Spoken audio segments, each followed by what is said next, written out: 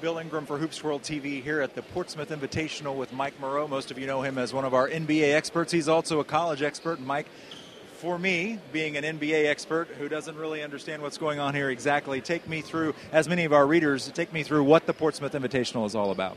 The Portsmouth Invitational is the first step to the professional level for these 64 seniors. These are not the guys who are going to be lottery picks. These are not the guys who are going to be projected first-rounders. These are guys who are potential NBA players. This is their first opportunity to prove that they have some type of game that translates to the NBA. The other piece of this for these guys is that there are European scouts and agents from every level of international basketball.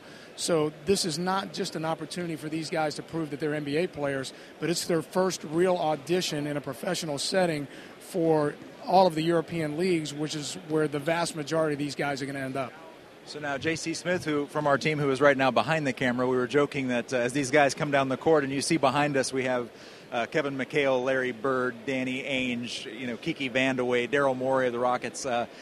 A little bit of an intimidating audience, perhaps. But talk about from what you saw in Game 1, a couple of players maybe that really stood out. What did we see in that first game of the Portsmouth?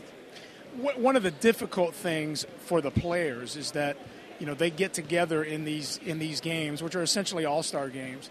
The games tend to be dominated by the point guards because the point guards are playing the role that they play on their team. They bring the ball up the floor, they control the tempo, and they've got the ball in their hands the majority of the time. The post guys can pretty much be the post guys. They post up, they're around the basket. Carl Landry actually was here last year at Portsmouth and worked his way all the way to the NBA. It's the wings, the shooters, some of the guys who are used to having plays run for them and are kind of in those 2, 3, and 4 positions sometimes, the fours who are shooters. That's why tonight's performance, I thought, by Pat Kalathis from St. Joe's was fabulous. He's 6'10", he's athletic, he can shoot, he can handle. Hedo Turkoglu, Mike Dunleavy Jr., that type of a player. Excellent in transition, handling the ball. He can rebound around the basket, he can shoot, he can score. He did all those things tonight and had very limited touches. But he's the kind of guy that can make 2 plays. He can get a rebound, bring it down the floor, and make the assist. He can get a weak side deflection or a block shot and then run down the floor and catch and shoot a 3 on the wing. So he did everything that I think he wanted to do in that first game. I thought Charles Rhodes from Mississippi State was very good. He was just a tough, rugged interior defender, but also showed that he can shoot from 15 to 18 feet, showed some versatility by being able to step out as well as be around the basket.